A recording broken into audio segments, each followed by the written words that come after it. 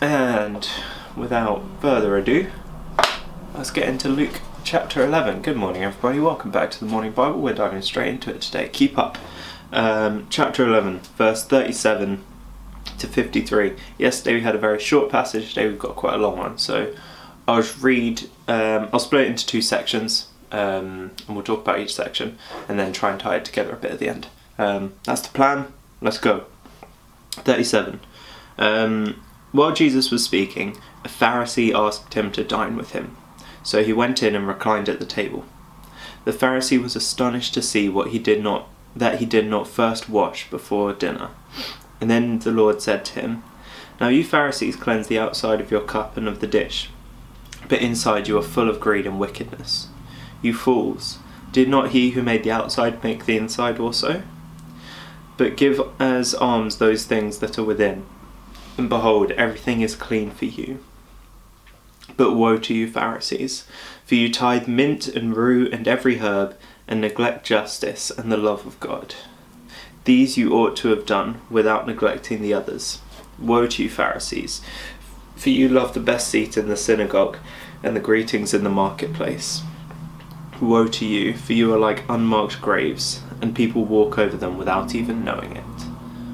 Boom. So Jesus is ripping into these Pharisees. If you can't remember, the Pharisees are essentially kind of the teachers of the law, kind of priest-like figures.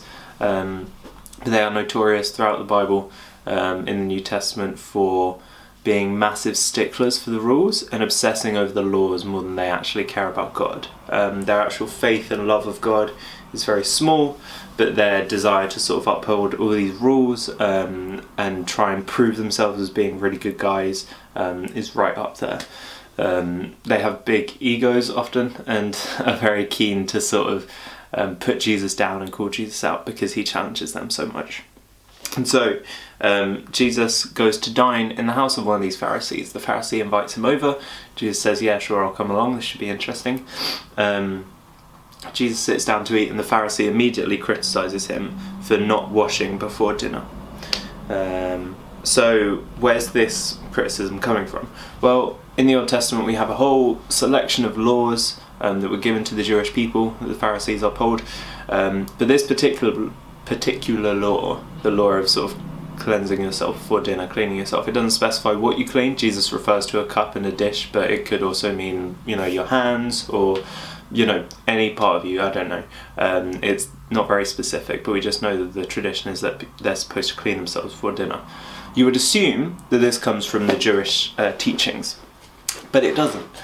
This is actually an extra biblical law, which means it's something that's come from outside the Bible and has been tacked onto the Bible. It's an extra biblical law that the Pharisees have put in that they're trying to uphold, that you have to wash yourself. And so Jesus, by not washing, is deliberately going against the Pharisees' law and saying, look, I follow the law of the Old Testament. What does Jesus say specifically? He says, "Now you Pharisees cleanse the outside of your cup and of the dish, but inside you are full of greed and wickedness. You fools, did not he who made the outside make the inside also?" So Jesus is criticising them for essentially the things I was talking about before. There's a lot of outward appearance that the Pharisees obsess over, and they like to appear as if they're fulfilling the law. They like to do all the outward things of what being a religious person looks like, without having any of the heart behind it, without having any sort of love or relationship with God underpinning all of it. They're obsessed with the outside and ignore what's going on inside themselves, basically. And so Jesus instructs them to give as alms those things that are within, and behold, everything is clean for you. So Jesus is saying, look, you need to, alms are kind of like a donation, like you give something to God. Jesus is saying, look, give your inside to God. Don't just give like your outward appearance to make it seem like you're committed to God. Give what's inside to Him, the greed and the wickedness and the difficult things and the stuff you really hate and the stuff that's corrupting you. Go to God and ask Him to work a miracle in your life to turn those things around. Commit the inside of yourself to God, and behold, everything is clean for you. You don't have to obsess over cleaning the outside of things, because if the inside is clean, then everything else follows from that. is something that Paul talks about a lot in the book of Romans. Paul is someone who comes after Jesus. He writes a lot of letters to different people explaining what faith looks like. And Paul spends a long time talking about how actually if you have a good heart, if you have good faith, if you have a good relationship with God, and the following of the law and the being a good person, godly character, those things all follow from that. But you should never obsess over those things first. You should try and have a good relationship with God, good faith, before anything else. And so let's keep reading. This next bit, Jesus calls these Pharisees out on 3 different points. And so I'll put up a number for each one that comes up. He says, "Woe to you, Pharisees, for you tithe mint and rue and every herb and neglect the justice of God. These things you ought to have done without neglecting the others. Woe to you, Pharisees, for you love the best seat in the synagogue and greetings in the marketplaces. Woe to you, for you are like unmarked graves, and people walk over them without knowing it." So the first one, you tithe mint and rue and every herb. So what's that about? Well, tithing is a Jewish tradition. It's from the ancient Jewish laws, and it's a good thing. It's where you give a certain percentage of your income to God. So about 10% of your income you give to the temple, you give to priests, you give to the church, you give to God, essentially. And you set aside that amount of your money to give. And so Jesus isn't criticising the idea of tithing. He's saying you tithe mint and rue and every herb. So the Old Testament talks about tithing like some things, but these Pharisees are going too specific with it. They're tithing mint and they're tithing rue and they're tithing like tiny little things that people have. They're trying to take everything from these people. They're being overly greedy, and they're overstretching beyond what the law describes for them to take, for them to ask as offering. These Pharisees are asking for extra, and they're interpreting the rules in their own benefit, essentially. And so he's saying, and you neglect the justice and love of God. So they're taking the rule of sort of tithing, of giving, and they're over exploiting that, while they're completely neglecting the idea of loving God and God's justice, which underpins tithing, because it's supposed to be a matter of you give to God because you love God and you want to fulfill His kingdom, and you want to fund the temple, you want to give into what God is doing, you want to help support those like the priests who are committing their lives to following God. You want to be able to fund that happening, and so that should be what tithing is about. But instead these Pharisees make it about stealing every little bit that they can from all the little herbs. The second one, woe to you, Pharisees, for you love the best seat in the synagogue and greetings in the marketplaces. So you love being the centre of attention, is essentially what he's saying. He's like, look, you guys are in this so that you can have the best seat in the synagogue, so you can be sat there front and centre, so you can walk through the marketplace and everyone knows you and everyone greets you. You're doing it for the status and for the power that this gives you. You don't actually want to serve God and serve His purposes. You want to be well known and you want to be liked. And so your own sort of vanity is getting in the way of your relationship with God, because you're not serving because you want to serve God. And the third one, this one takes a little bit more explaining, but it's really interesting. He says, for you are like unmarked graves and people walk over them without knowing it. So on the one hand, this metaphor means these people are spiritually dead. These Pharisees are spiritually dead, and people don't even realise it. These guys are already in the ground. They're unmarked graves. They're going to be forgotten. There's nothing permanent for them. There's nothing lasting for them. They are completely spiritually dead. But it means something else as well, which is really interesting, which I hadn't clocked until I read the notes in my Bible. It talks about how there was ceremonial uncleanness when you come into contact with a dead body. So essentially that means in the Old Testament, the Israelite people, one of the laws that was set out for them was that if you come into contact with a dead body in any way, you become ceremonially unclean. That doesn't mean you're sinful, that doesn't mean you're a bad person.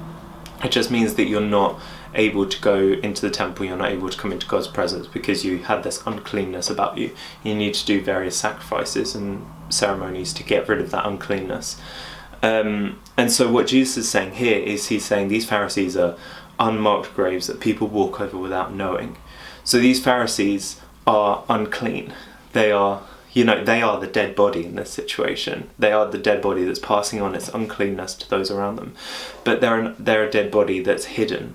So all these people who follow them, who go to the synagogues and listen to these Pharisees and follow their teachings, they are like the people walking over the unmarked grave. They don't realise, they think that they're going about their life as normal, but actually they're coming into contact with death, coming into contact with uncleanness, with corruption.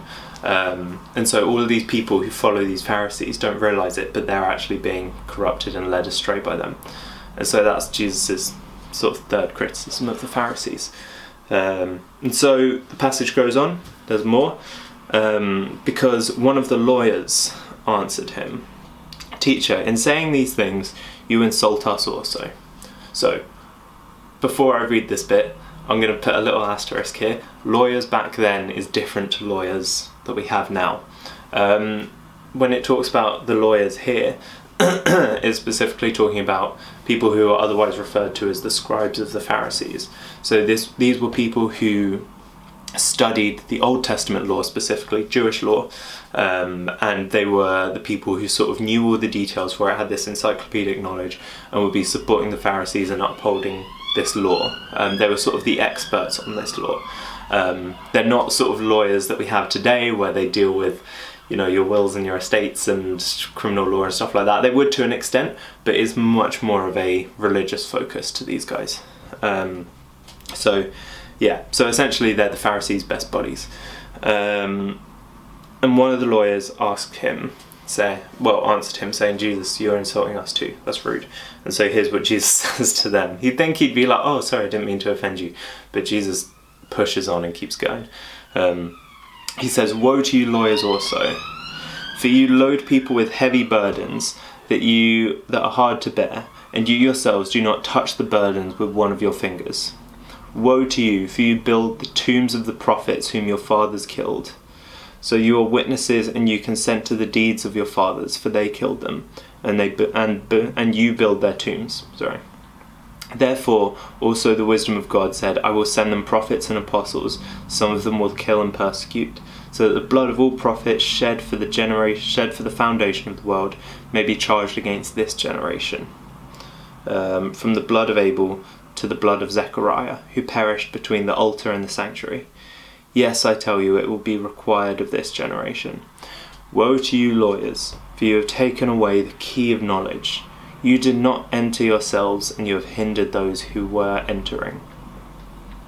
So, Jesus sort of, after rattling off against the Pharisees, giving them these criticisms, one of the lawyers pipes up and says, "Hey, that's not very fair. Are you insulting us too?" And Jesus turns around and says, "Why, yes, I am," and keeps going.